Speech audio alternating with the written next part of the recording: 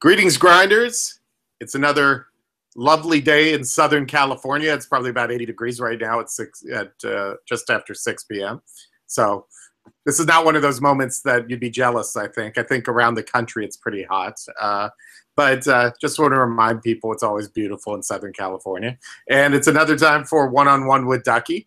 I am Duckie Succumbs, a.k.a. Sean Hugas. Or I guess it should be I'm Sean Hugas, a.k.a. Duckie Succumbs, but you get the point. Today we have a guest on the show who is making his debut on the Roto Grinders airwaves. He does work for Roto Grinders as a blog manager, and I just thought it'd be fun to put him on because he has some interesting other work that he does, and he's one of the people going through the chaos that is DFS and politics right now, and I thought we'd discuss that among other things. Welcome to the show, Hesh Hambazaza. I pronounced that right, correct? Yeah, you got it. Thanks for having me, man. Yeah, I'm excited about this. Pleasure. I know. I'm excited. I always see you at the parties and things like that stuff, and yeah. It's time they gave you some airtime. I mean, come on. It's about time. It's about time. I'm a very likable guy. Really, people like me. See, so I should be on all the channels. You should be on all the channels. I think they should. They could. There's a couple unlikable people they could take off on the daily shows. I'm sure. I'm not going to name names. I can probably do better than a few of those guys anyway. I mean, you can just look at my ROI. It's way better than guys like, I don't know, Draft Cheat or something. Yeah, I know. Well, yeah, Draft Cheat's just a curmudgeon. Yeah, I mean, come on. He's just angry. You know, I used to be an angry young man at one time too. I know that's hard to believe, but there was a time. So I had an English teacher call me that. I think he said, "You're an angry young man," and I took it as a compliment. But it's great. You already have a starter kit for an angry old man. Yeah, I know. I'm halfway there. I already looked like the old man from Up. So to have that going is. I wasn't going to say it. Yeah, trust me, it's been said. It's okay. But there's worse things I could be told I look like, I suppose. Do not put those on Twitter, people. I don't want to know. But so first off, you are a blog manager at Roto Grinders. So what do you do specifically for RG? So I actually do a couple of things. One of the things I do is I started off as an editor on the team, and then as the site grew bigger and bigger. You know, basically as an editor, when articles would come in or blogs would come in, somebody would have to put them up on the site, check them for grammar, adjust all the pictures on there and everything, make everything look nice, the fonts and everything. So that was one of the jobs I was doing. And around the same time, soccer got started up on Draft Street. Way ago. And I started writing articles for Roto Grinders as a soccer guy as well. So that kind of became those two things started kind of happening at the same time. But then the Roto Grinders got bigger and bigger, and they needed somebody just dedicated to blogs. As a blog came in, I would get an email saying, "Hey, this so-and-so wrote a blog. It's ready for review." I would go, I'd open it up, read it, check, make sure there's not breaking any random rules or anything like that, and then publish it on the site. And then end of the month, go ahead. No, go continue, please. Oh, and end of the month, I start going through all the blogs again, taking notes on each one, try to read through them, and we give the blog awards. We have $500 we give to bloggers, and and there's a free roll too if you write a blog. Well, see, there you go. I mean, I never won the blog of the month. But you're just too cool for that anyway. I know. I'm above that. I understand. Your points, though, brought up two questions. First off, let's start with question number one. How tough was it to read my blogs, and how much work needed to be done on those? So I assume you used to get mine as well. Yours always came in when I was at the computer, so I seem to always happen to handle yours. Yours were interesting, but the biggest problem was for some reason, when you type it up in whatever word processor you use, the quotation marks don't match up with Roto Grinders quotation marks. Oh, so any links you put in there ended up being broken. So I had to go in and fix every single link. Oh, I'm terribly sorry about that. It's okay. It's all right. Yeah. Yeah. I know, but still, that's just I You know feel what? bad Trust now. me though. Trust me though. That was the least of our worries. That was the least problematic part of reading some of the of reading some of the stuff. No, I'm Yeah, kidding. I'm kidding. no. I'm We filled have with really controversy. we have really good writers and rotogrinders. We have guys that really know their stuff and guys who take the time to make things interesting and not just give you bland stuff. And so I'm very happy to be part of the team. That's Well, that's good. Yeah, and you became a soccer writer. How hard is it to be a soccer fan in Alabama, where you live? You live in Huntsville, Alabama, Huntsville, correct? Alabama. Yep. So how hard is it to be a soccer fan there? I mean, you're in football country. Yeah. Basically, it's football and everything else there. I don't even know if there is even everything else. So There's barely something else. There's okay, people care about basketball when Auburn or Alabama are doing well, and that's about it. That's about the extent of sports. Oh, and there's NASCAR as well. A lot of NASCAR fans around of here, course. and a lot of let's see what else people like. That's it. They don't follow the NFL. They don't follow any pro sports. They think all pro sports is garbage. And So, yeah. So when they Leicester City's playing West Ham, nobody's getting up early to yeah, watch yeah, it. yeah. No, I'm the only one. I'm me and probably like the 20 Italians who live here or something like that to get up early in the morning to watch it. That's about it. I think there What was is a your team bar. you support? Yeah. Oh, What's I'm your a team you Chelsea fan. support? Are you a I'm a Chelsea Chelsea fan? fan. And Yeah, they're not doing that well this year, if I'm correct, right? they're Or the the opposite. It's the opposite of well. They're doing okay. terrible this year. There was a Yeah. point to this early in the year when I was afraid they were going to get relegated, but they seem to have at least landed in the middle of the table. So I'm not too worried about them now. And Season's just to over explain to as far as they're people, I concerned. know what relegated means, but just to explain to the people that don't follow European soccer, what would relegated mean to the people? Oh, okay. So European soccer, each country has several divisions. The top division has 20 or so teams, and every year the top team is the winner of the league. The top 3 or 4 can go to Champions League, depending on what country it is, and the bottom 3 usually move down to the second tier division, and in return, the top 3 from the second tier division move up to the top league. If that made sense, Right. they do a swap. The bottom 3 and the top 3 do a swap. And So it would be like if the Atlanta Braves next year would be playing in AAA, and the Gwinnett exactly. Braves moved up to the major leagues in that situation. Exactly. So, yeah. okay. Whoever wins AAA would move up to the major league, and and the worst team in the MLB would move down to AAA. It's a thought. I'm just telling you, people. If you're worried about money, I know this has come up before. Yeah, a lot of just revenue to motivate would your end up team. being lost. These teams would lose a lot of revenue. There's no more tanking. Yeah, I mean, it's just a thought. Philadelphia 76ers would have a lot of problems going through that, but I don't think they'd ever. And come you back said up. there's no, probably not. Come to think of it, they'd need a break or two.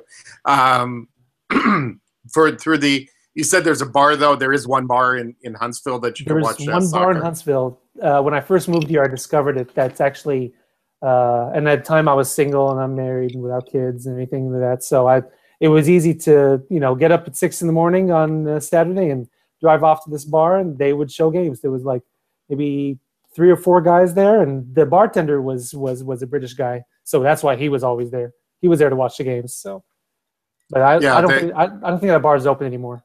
I'm sure they have a lot of those bars here in LA. I had one friend. I think it was the year they had the World Cup in South Africa. Mm-hmm. He became a raging alcoholic during the South African period. I think he was getting up at 2 a.m. and then showing up at work. He was half drunk. He was probably suffering from all the vuvuzelas that were playing in his ears all the time. That's why he drank so much. That would do it to me too. I remember that. Those things still haunt me, and I didn't watch that many of the games. So, what would you say to people who want to come to Roto Grinders? What would be the easiest method for them to get an in at working at a place like Roto Grinders? Since you went through a unique path yourself. So the way I did it, so I'm not a top player. I don't play thousands of dollars of volume a month or even a week or a day or anything like that. Barely. I don't even think I play thousands of dollars a year. These guys, basically what I started doing is I started writing a blog, about the NBA. I had an interesting topic in my head about the correlation of the odds of before the game start, and whether or not the game is going to be a blowout, and whether you should avoid players from the team that's winning. That's, let's say Golden State Warriors going against the 76ers and they're minus 20. Do you completely fade the Golden State Warriors, or do you stack them? So I ran the numbers, and it turns out that I wrote a few blogs and ended up turning it into a Roto Academy course eventually. And wow. John Bales called me up and said, "Hey, this is cool. Can you turn this into a course?" I'm like, okay, let's give it a try. But what I ended up doing is I was really involved in the forums, and I got to basically just talking about the game, talking about the games and the slates with people on there. I was, in general, if you want to be involved with the site, is people have to know that you're a reliable person, that you're not the kind of person who's going to start up stuff for no reason. You're not going to jump in the forums and argue with people back and forth. You're not going to go in chat and start spamming. You might try to blog here or there that's, good content that, hey, I recognize that username. If your username becomes recognizable through just your decent work, and, I got on Twitter as well. I started following all the names in Grinders Live and the few guys that I recognized their usernames, and started getting involved in the community. An opening showed up for an assistant editor. It was an unpaid position. They just wanted somebody who was on the site all the time, who could read the content, who could just kind of check things out real quick before they go live. And I applied, and I got it, and from there, position grew, and I'm here now. Made it out to the Roto Gardeners parties a couple of times. Yeah, the Roto Gardeners parties are fun. They are, you get to meet all these people, and they all are very smart people, and they all have different routes that they get to these things. Speaking of being smart, and this explains a lot of the reason why you're able. I mean, your base came from doing a mathematical kind of blog where you were trying out numbers and things like that. Why don't you explain to the people what your other job is that you do? I hate to say your real job, but it's your main job. How about that during this time? It's the one that's paying for the kids' college fund. How about that? Yes, we can go with that. Yeah, I'm an engineer with NASA. I actually do avionics testing and analysis for the next NASA rocket, the SLS ship. It's going to be launching in 2019. The schedule for 2019. It's not going to happen in 2019. Shh, you didn't hear that. Yeah, I didn't hear that. That didn't come up. No, nobody knows that. That's amazing. I mean, what did you have to major in college to get into a field like that? What was your start? So I majored in physics with a minor in math, and did that after that I was trying to figure out what to do, and I applied for a few jobs, didn't get anything that I really wanted to do, so I went back to grad school for electrical engineering. And where did you go to school, by the way? Where'd you go? Washington University in St. Louis. Oh, that is a prestigious. You may not know any of their sports teams, but that's a prestigious school to go to. So it's the Bears, in case you were wondering. Okay, I had no idea. Idea. Half of the student population has no idea either. So it's okay. Oh, okay. Well, I just read. I went to UCLA and I found out 70% of the students don't know who Steve Alford is. So go figure. It's same idea. It's a little more drastic at my school, so to say the least. But okay, so you did math and physics, then you did you said electrical engineering, and then from there, and now you're building rockets. You're a rocket scientist, in effect. Yeah. In effect, yeah. Yeah. I mean, let's go with it. It sounds. Good, I have to wear the white lab coat when I'm in the lab and I'm testing stuff anyway. So if things are going up in space, it has to be a clean environment. I have to wear a beard net and a hair net if I'm in there, if I'm touching stuff. Oh, you got a beard net. Wow. A beard net, yeah. That'd be intense. What's the coolest? Really, I mean, I know you can't talk about everything. I understand, but what's the coolest thing you can talk about that you've seen while doing that job? So while doing this job, let's see. One of the things that we've got to do is we have a lot of partners from all over the world, and we had a team, a bunch of Germans that we work with. They build a part of they're building a part of it that we're importing into here, and the team came out here to work on it. And as you know, I'm sitting in this room, and I'm working on this math calculation with these three German guys, and the one guy, I recognized his last name was Heisenberg, and I'm sitting there thinking, no, it's not the Heisenberg you're thinking of. The Heisenberg you're thinking of is Breaking Bad. I'm thinking of. Well, Heisenberg did I know why he was named Heisenberg? Yeah, I know why he was named Heisenberg, though. So, yeah. So okay. for those who don't know, there's a famous physicist who's German, whose name is Heisenberg, and he came up with the Heisenberg uncertainty principle. And so I asked the guy, afterwards, I'm asking him, hey, you wouldn't be in any way related to Heisenberg, would you? Because I know it's probably not. It's not a unique name. He goes, actually, I'm his grand nephew, something like that. Like he's his grandnephew or a great grandnephew, something along those lines. He said he's fourth or fifth in line, like down generation. So that was pretty cool to me. He said he had a lot of. It's like, so how many of your family are physicists or engineers? He goes, all of us are. It's like, oh, okay, that makes sense. I think if you're a Heisenberg, you kind of have to be. I would think you kind of have to. So for you, that's like if I met George Clooney's cousin. It would probably be in the same comparable, probably, for when I'm at work, I guess. Your last name's Clooney. Yeah, I know. Do I know you? Yeah, I know. Somehow, yeah. It would be so it's like a rock star in the physics world. Yeah, I guess would be the whole thing. He is his great grand uncle, I guess. But he's like he's one or two generations off of eliteness, I guess would be the whole thing. Yeah. And Huntsville, Alabama is known for having a big aerospace industry, which I did not know.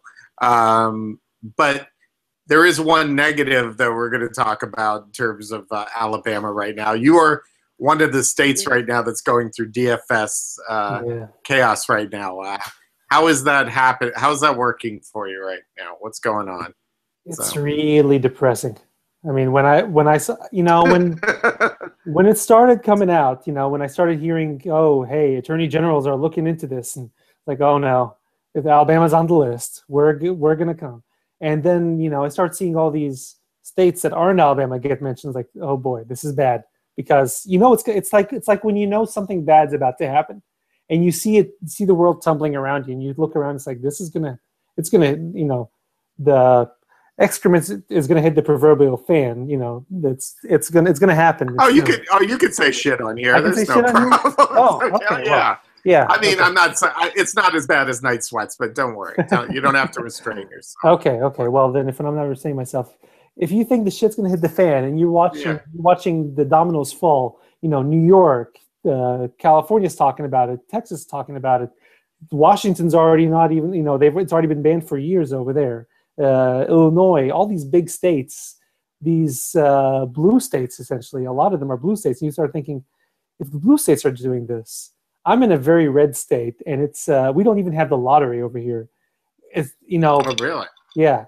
Lucky. I mean, part of me was thinking, I don't think our state legislators are smart enough to recognize that this is a thing that they can go after. So I might buy a couple of years to do it.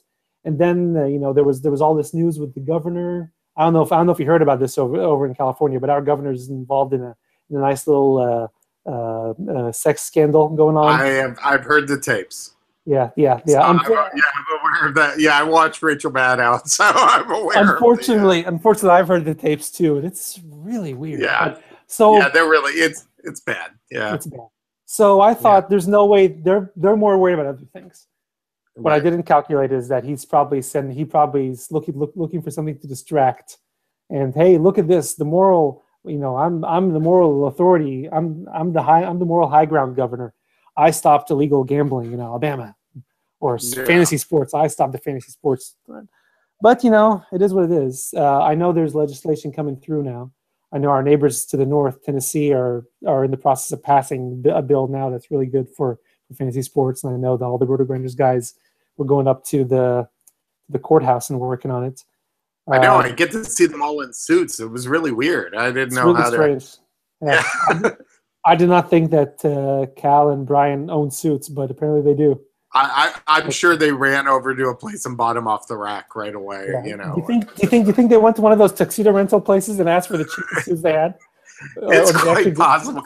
I don't mean to insult them. They're all fine people. No, I don't think it's because they're cheap. I don't think it's because they're cheap at all. I think these guys are very nice people. I think it's more along the lines of they're never going to wear it again, so why spend the money on one? I think they might have gone 2 suits for X dollars place, and then just each bought a suit and went for that, and then got the Quickie Taylor job. I mean, they might have had Scotch tape holding up the pants at some point, awesome. You know, in certain places. But you think they're wearing one of those shirts without the sleeves that kind of just goes under the jacket? Oh yeah, like a Dickie. Yeah. It's entirely possible they were wearing Dickies at that with some point. clip-on ties, maybe. To say, yeah, I wonder if you did a test of all of the Roto-Grinders office and said how many of you can tie a half Windsor, how many people would succeed. I'd probably set it at 40% would be my number on that. So. Just a guess. I think they have 12 people in the office now. Okay, I would say set it at 5. I think 5 of them can do it. Yeah, I'm with you at 5. I think 5 would be fine. So, but okay. So, I mean, you're not a high volume player, so no, it's not going to. I mean, you will be disappointed and you will be angry. I'll be disappointed. I'll be sad. I've already written my state legislator a couple of times. He's responded back to me once, and I responded back to him, and he hasn't responded back since. And his response was not very reassuring. He made it seem like, he's morally opposed to gambling and cannot stand by and watch people throw their lives away. Those were the terms he's using, and that to me it says there's a huge disconnect between what reality is and what's in his head. Yeah, so I don't know.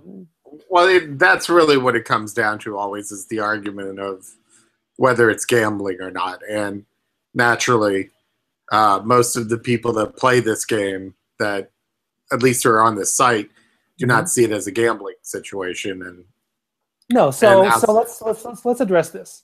Okay. It's necessary. So gambling essentially is you put money down to get something out, right? You gamble every day essentially. If we take it to the literal sense, everything you do is in some form or fashion a gamble. Now, the legal definition of gambling is where most people argue that it's not gambling.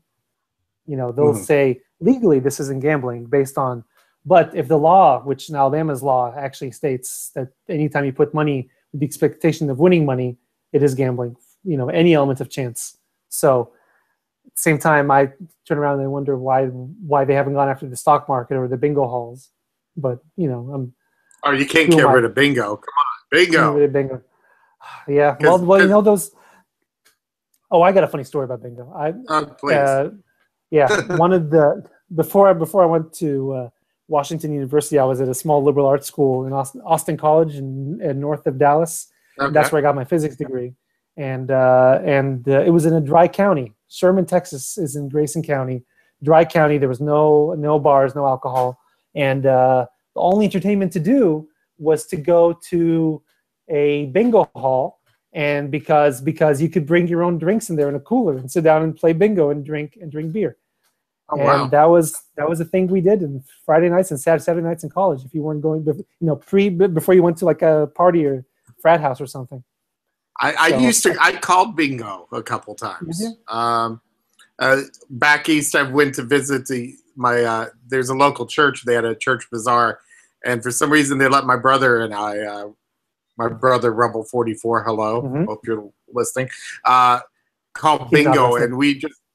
He eventually will be, I'm sure. Probably in February or something, he'll get around to it. But I just have to check to see if he's listening. He'll mention it if he said. And we were doing the whole B9. The tumor was B9 before you leave. Make sure you get some fried dough over at the, we did all that stupid stuff. But for some reason, the jokes were new to them. So we were very entertaining on that. So, yeah. So, so you tend to think like Alabama pretty much is probably a strong, let's say, what odds would you give? I know you're not allowed to gamble there, but what odds would you give toward it surviving in Alabama?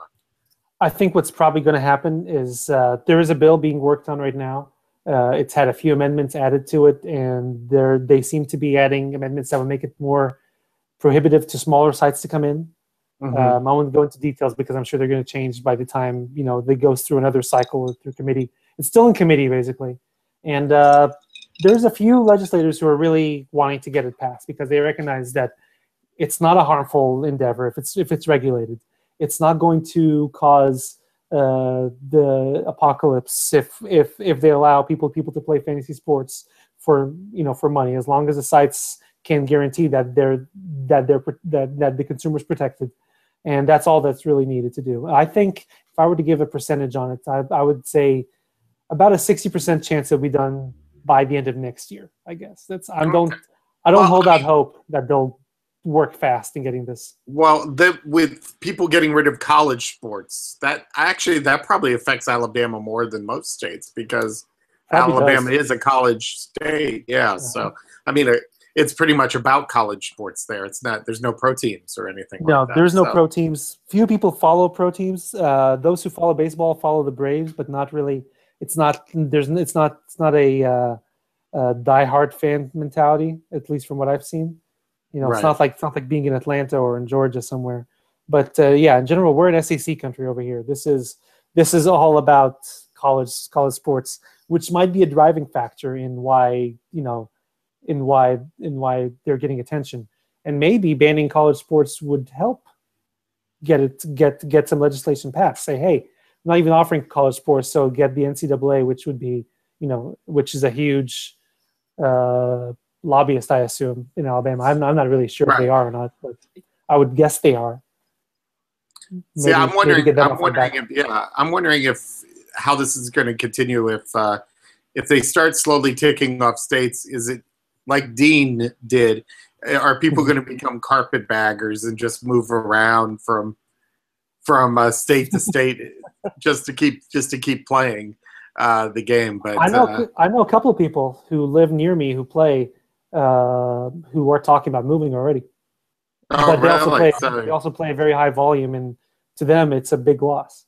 Yeah, it's their income for the most part, or at least a strong supplement. A large majority, a large part of their income. And if they work, and if you work a permanent job that can, if you work a full-time job that can afford you moving somewhere else, or if this is your full-time job, then I would absolutely move. Yeah, but right now, you'd have to hit probably $1 million tournament for you to get out of the business that you're in right now, I would assume. Right? $1 million.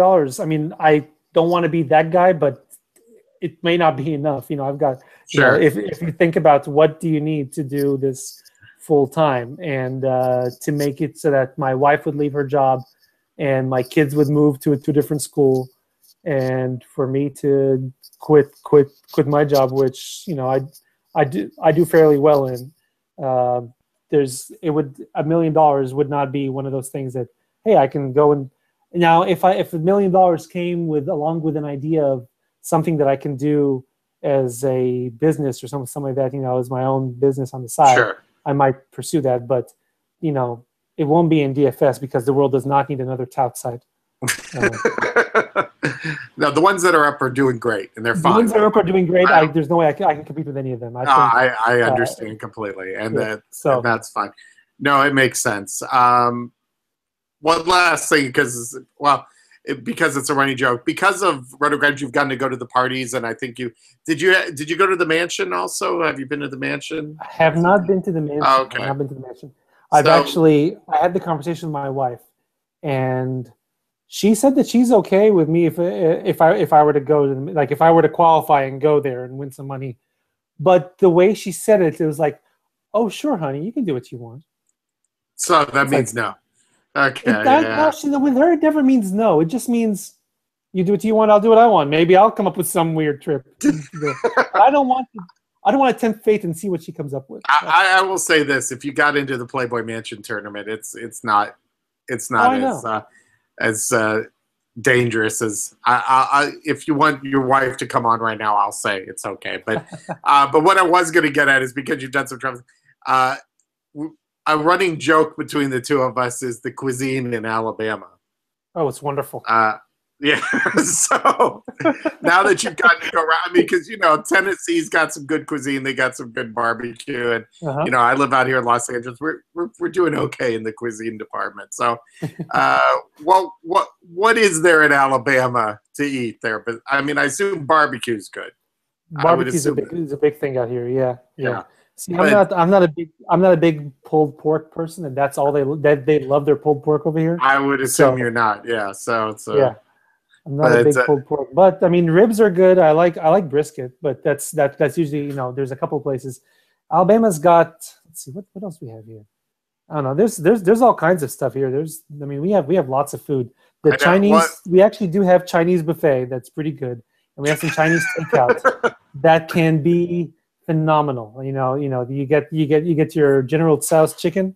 Yeah. You get it with some lo mein, and it's pretty good, man. I mean, I have to say, I'm not thrilled with the Chinese food here in Los Angeles, and you'd think it would be huge here. And I don't get to Chinatown that often. Chinatown in downtown LA near Dodger Stadium. It's not the casual thing you could do. Oh, let's go to lunch in Chinatown today. It's not like that, But Santa Monica, where I live, is not that exciting. I can't imagine working in the big city with to go to lunch, you'd have to drive 45 minutes somewhere to through crazy traffic. And if it's not within walking distance, you probably wouldn't even go anywhere. I mean, I do drive, but I mean, I make it very. You have to plan it out, and lunch. Yeah. I mean, lunches when I used to work, it was kind of understood you might be longer than an hour. Yeah, and you just had to make up for it somewhere else. I mean, most of the jobs I've had are not hourly positions necessarily, and you could kind of, they understand sometimes you take a leisurely lunch now and then. But, sure. We do that here as well. I mean, the best thing one of the nice thing about my job is I travel a lot for work. So it's a lot of times I end up in California a few times, and up in Central California, north of San Bernardino. Is that right? Yeah. Yeah, I know that area. Yeah. Yep. Vandenberg, San Luis Obispo. Oh, all the party places in California. All the party places. Yep. Yeah, pretty much places with air bases and testing things and stuff like that. Pretty much. Yeah, but you're not getting to go to San Diego or Santa Barbara or something like that. It's always every once in a while. I go to Huntington Beach. Okay. And that's usually, those are usually I'm in for a couple of meetings, and I'm in a conference room for 12 hours straight, and then I'm getting on a plane again and flying home. Wow. It's not a leisurely trip. We need to get Hesh some adventure. That's all. But and maybe I need some adventure. Maybe I need to get down to Alabama and eat the fine Chinese cuisine that you can have. Come down to Alabama, check out the Chinese cuisine and our rocket skyline.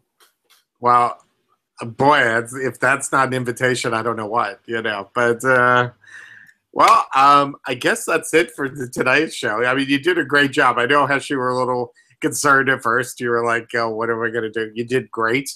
I just want to say right off the bat, for your debut, very stronger than I did. Stronger than I did. I think the first time I did it, I was rambling all over the place. So I'm pretty sure I rambled.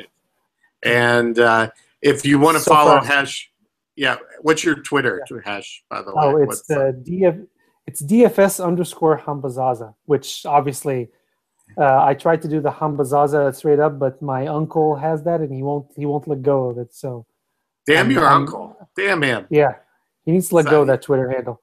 Yeah, you and Dean have the DFS. So DFS_HAMBAZAZA.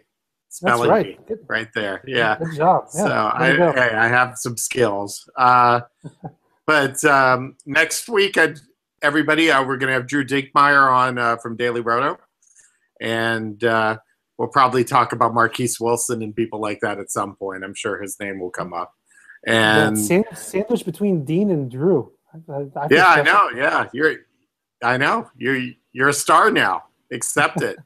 And I mean, if you have any listeners left after this episode, you're good. You're great. Don't worry about it. But if you want to tweet or send a message to Hesh, if you want to find out about getting into the blog program and things like that, please do. And I'm sure he'll be very helpful. For the 8 of you that listen, at least 2 of you might respond, so it works out. And I guess that's it this week. Look forward to talking to you soon, and have a good one, everyone. Good night.